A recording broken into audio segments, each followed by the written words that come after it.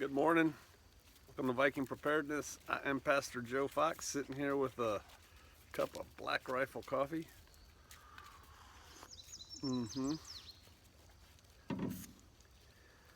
I read an article, I think yesterday, it could have been the day before, about a college professor who was contracted by a group of hedge fund managers to come speak to them about some future post-apocalyptic type stuff.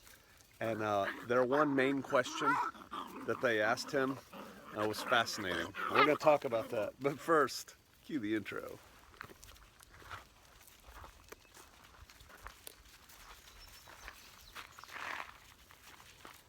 Hello, puppies.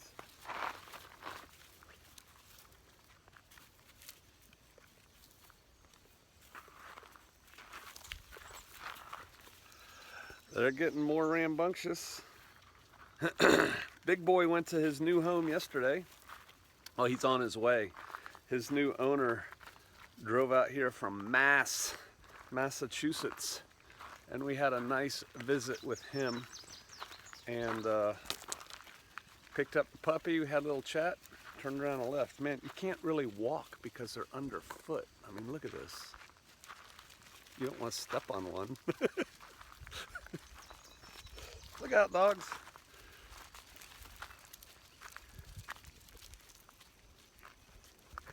Woo. Come on, who doesn't like puppies? Have somebody coming in today, a berserker, may do a video with him, from Illinois. Have somebody flying in from California in about a week. So yeah, puppies are finding new homes. I'm just gonna try and outwalk them so I don't have to fight them while I talk to you. All right, so this guy, this college professor, got contacted and they wanted him to come give a presentation on something along the lines of how is AI going to affect the future and, you know, technology and blah, blah, blah. And I guess he's a professor who studies and teaches stuff like that. And so he goes, oh, and they offered him half a year's salary to go do this presentation. Now, college professors make pretty good bank, right? I think almost all college professors make over 100K. So, you know, they're offering him a fairly good amount of money. Look at those little guys. Can you see them? Running off into the distance. Whoa, not all of them. Here comes Suka.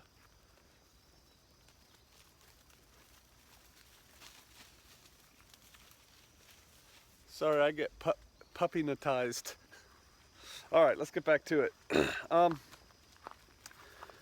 They offer him about half a year's salary to come do this presentation, and so he shows up, and you know, somebody meets him. The facilitator, the manager, what do you call the person that, like, you know, whisks you through the setup. Anyway, he thinks he's going to the green room, and they say, just this way, Professor so-and-so, and he walks in, it's a conference room. Dog, get out from under my feet.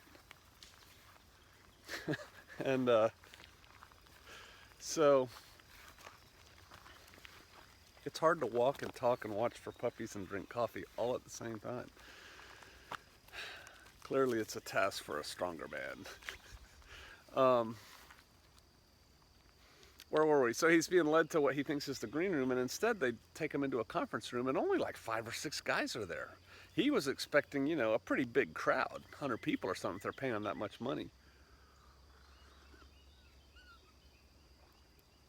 And so there's a warm-up conversation, and they talk about this and they talk about that. But really, the main question that they talked a lot about, and he could tell it was what they really wanted to know. Here's these rich, I'm trying to grab this thing. Sorry, I know it's not as smooth as I would like.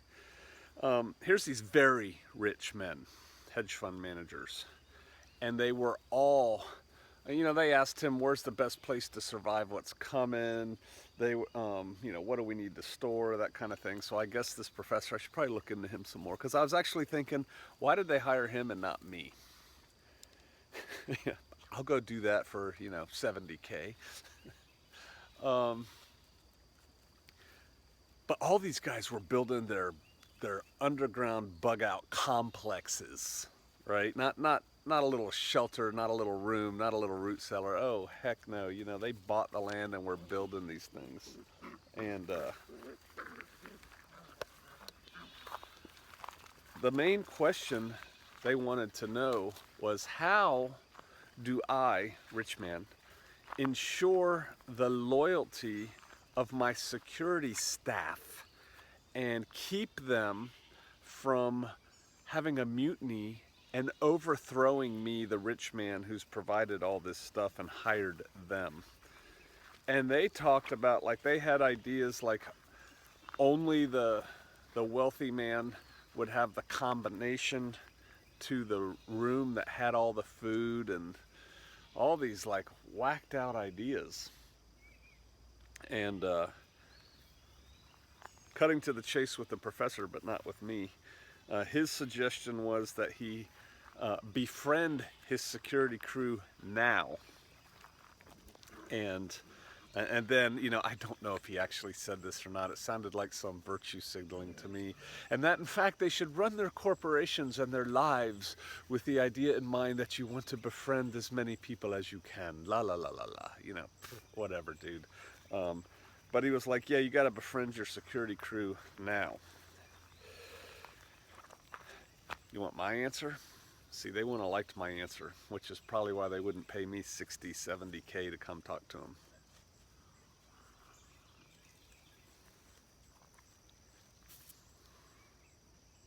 Leaders are made, born. Are they made or are they born? Yep. Leaders are leaders. Leaders aren't purchased. Now, the presidency of the United States can be purchased to a large degree and things like that. But we live in a civilized society where civilization rules matter. But in the real world, when we strip away all these veneers of so-called civilization, leaders are leaders, and rich men are rich men, and the two don't necessarily coincide. Right now, in this time in society, it is possible to become extremely wealthy, to become extremely successful, and not have real leadership skills. Leadership skills that earn the loyalty of men, of warriors. In times past, kings started out by earning their position, right? And people decided they wanted to follow this guy. And then he became incredibly wealthy, and then yes, they would pass it on to their son, and dun dun dun dun, and on and on and on. But at that point, there was a feudal system set up, and everyone in that system, it was in their best interest to see this kingship continue, even if it's under the weak son, because there's certain arrangements that have been made, and certain palms are getting greased, and it was a political system like any other. But what these rich guys are talking about, these hedge fund managers, is an upsetting of the system and a turning to a new system where they are picturing themselves, they're successful men now, they're powerful men now, they have the means now to build a escape pod, right? And so they want to ensure that they stay on top. They're not the kind of men. I don't know any of them, but I'm just willing to bet money. They're not the kind of men that will inspire the loyalty of their little army. And so, yeah, they hire a little mini army of guys to protect their complex and their family. Where's their focus at that point? Rich man Bob. It's on himself. He wants to be protected. He wants to survive. He wants to pull his family through this. And there's nothing wrong with that, except his focus is all internal, and he has to rely on surviving on these dudes over here, who honestly, he doesn't care about. To him, they're plug in, plug out pieces, except they're not. And the leader of that security force probably does engender the loyalty of his men. And the leader of that security force could, and if Bob was a jerk, would take over and kick Bob to the curb. Then you see the real leader and the real warrior, who's now in possession of a castle. So what to do, rich guys, who I'm quite sure no multi-millionaire dudes are watching this channel. If you are, you should call me. I got a lot more ideas. I have many more valuable ideas. The guy was kind of half right when he said you should make friends with your security force now. Meaning look at them like people, treat them like people, and get them to like you. How to win friends and influence people. Nope. If you go back to the time when there were very wealthy men who became wealthy not by first being the king and consolidating power and bringing the treasure in, but were wealthy in their own right, they supported kings. And then kings in turn gave them favor. The rich merchant of Venice is not the king of Venice. Does he wield power? Oh, heck yeah. Does he have the king's ear? Yes. Or the prince's ear, whatever. Work with me here. The leader's ear. Oh, yeah. And through that indirect means, he can have his way and probably consolidate more economic power. But what these guys need to do then, to cut to the chase, I'm echoing off my water thing and it kind of bothers me. What these rich guys need to do is find a leader and bring the leader into their castle and say, what do we need? How can I help you set this up? That's what they need to do. They need to get somebody who inspires loyalty. You cannot buy loyalty. You can buy a lot of, quote, loyalty, unquote, in the modern world, but when it's in a world where if we don't kill, we don't eat, if we don't, do this hard thing, we're all gonna die, it's a different world. It's not civilized. It's not fair. In a world like that, you're not buying your way out of anything. You're gonna have to fight your way out of stuff, one way or another. And warriors aren't gonna follow a guy because he once had a lot of money, which now doesn't matter, and he's got a lot of stuff, but the only reason he has a lot of stuff is because we, the warriors, are protecting it. Well, heck, why does he get a say? That's a very real thing. And so, I think what these rich people need to do, start a community, right? Start a community. And if they are leaders, they probably would have already started going down that path. But by and large, they're probably narcissistic, selfish, me, I just want to protect mine, people. They don't inspire loyalty.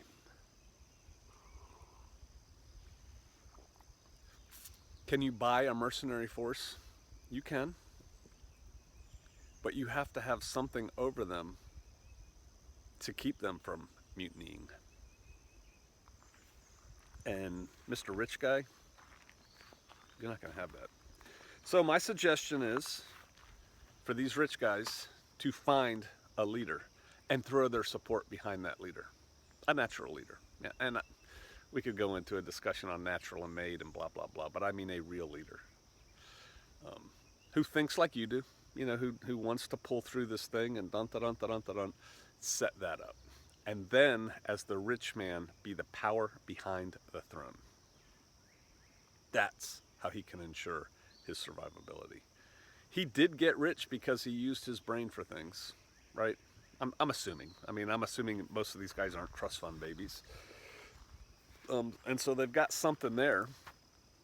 And quite frankly, if one is good at business today under these rules, one could be good at business under medieval rules or 22nd century rules or whatever. I mean, it's just business. And so they can figure that out.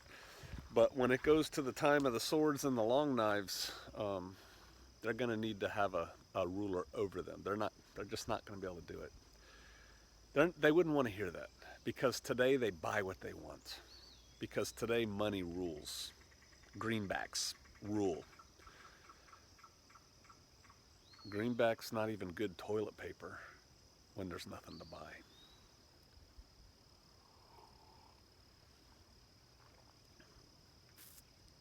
It's almost like they were fantasizing to me. You know, I've got $1 bazillion. What am I going to do? If I had $1 bazillion, I'd build a couple communities. I'd find really good people to be in charge of those communities, and I would be happy to be the old wise advisor that moved in to the community I built. Servant leadership. They want the leadership, but they want to be the opposite of servants.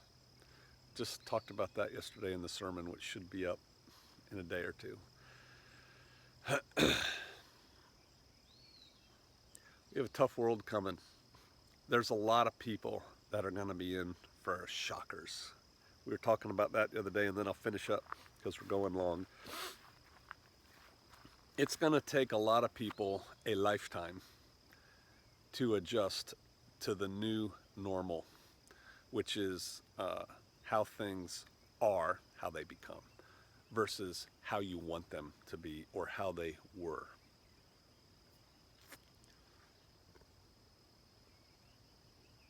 These precious little snowflakes, many of them are not going to do well because it's not fair. Dun, dun, dun, dun. No one cares. And they're going to get steamrolled over by violent, brutish men. They are. In the immediate aftermath of some chaotic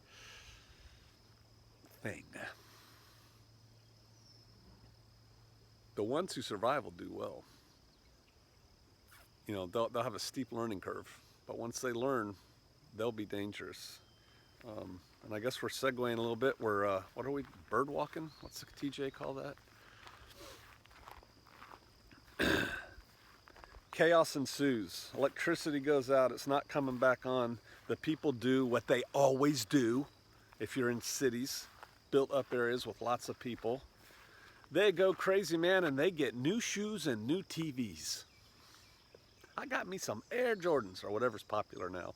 I have a big screen TV. Woo-hoo, look at these rims I got. Because the electricity's out, there's no cops, there's no fire, the world is in chaos, and this is what you're getting. Rims and tennis shoes and big screen TVs that'll never work. Cool. There will be crimes, there will be rapes, there will be arson, there will be craziness going on. And very quickly, I think, within 36 hours, 48 hours, we the people are going to go, this ain't working, and we're going to realize, I'm just talking normal people. Normal people are going to realize things aren't coming back the way they were, and if I don't start getting more barbarian-like, I'm not going to make it. And so criminal gangs will form, criminal gangs of what used to be accountants and lawyers maybe, right? You know, might makes right. They're going to panic. They're going to have, you know, a day's worth of food in their house and decide, hey, we got to go get some food, and it's me and my kids or everybody else, and they're going to do stupid things with the, you know, the one gun they have and stuff like that. And so there's going to be chaos there. But very quickly, the amateurs at violence, the amateur criminals are going to get sorted out, much to their shock. And after, this is in a total post-Teotihuacan situation. After 30 days, 6 weeks, the bad guys that are out there, who again could have been 6 weeks ago the mailman, you know, the bad guys that are out there and still operating are going to be better. There's going to be a lot less of them because a lot of them are going to die in front yards. But they're going to be better. They're going to be more efficient. And I'm calling them bad guys now. But does anybody really think back on history that Genghis Khan, I'm watching my dog with the baby goats, that Genghis Khan was a bad guy? I mean, he's a great warrior, right? What about Attila the Hun? Attila the Hun. You better watch it, dog.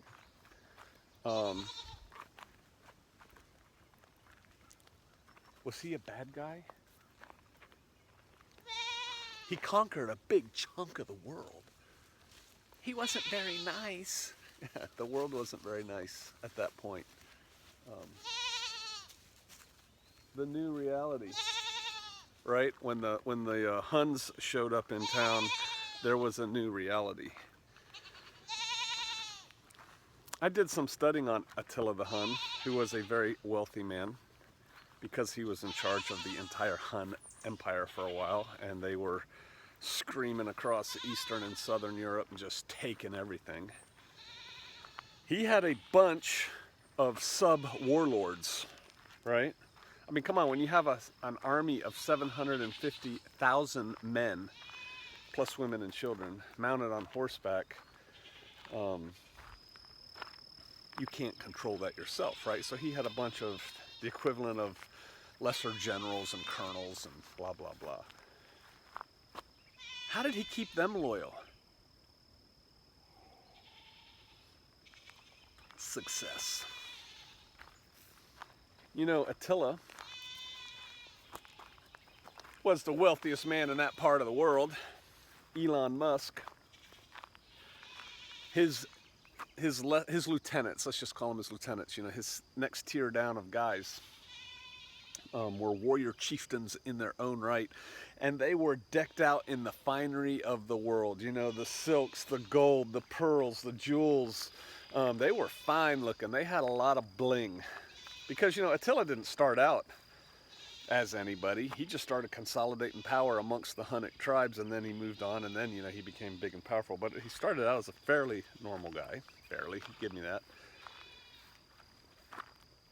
When they reached the zenith of their power, and all his, you know, generals are decked out in finery and drinking out of jewel-encrusted goblets and stuff, he still drank out of a wooden mug and wore the old-style leather cloth clothing. He didn't go for all the bling. He just was in charge. Why did those guys follow him? Because he shared his wealth with them, and because of his mind and his abilities, he was able for them all to continue to gain more wealth. If Attila had started losing battles left after right, he wouldn't have been in charge anymore. And depending on how people felt, he might not have been alive after he wasn't in charge, if they feared a comeback attempt on his part. I don't think Attila really cared about money. I think he just wanted to go forth and conquer. And the people said, well, he's the best guy we got for that. I'm tying my horse to his wagon. That's how he got loyalty, competence, and also, to a degree, servant leadership, in that he shared his wealth with his people. People skills, just because you have money doesn't make you any better than anybody else. That guy who's sweeping the parking lot that you park your whatever rich people drive today, they don't drive. They have somebody else drive them. That guy could end up being in charge. You never know. All right. Don't trust in riches. Moths eat them, rust comes. You need to look at the whole person. You need to look at yourself, your relationship with him. All right, I'll see you out there.